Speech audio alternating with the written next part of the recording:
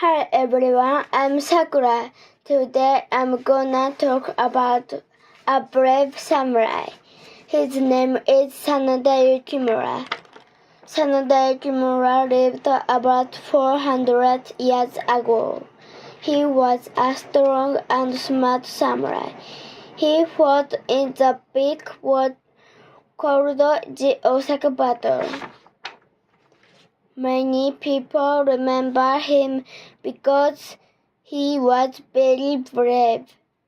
He and his men fought many enemies. They never gave up even when it was hard.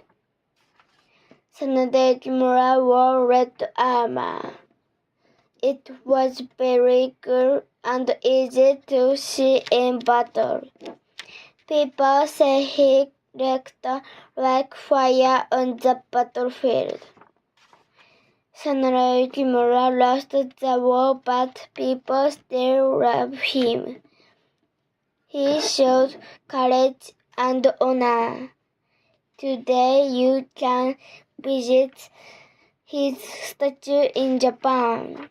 Sanada Yukimura was a true samurai.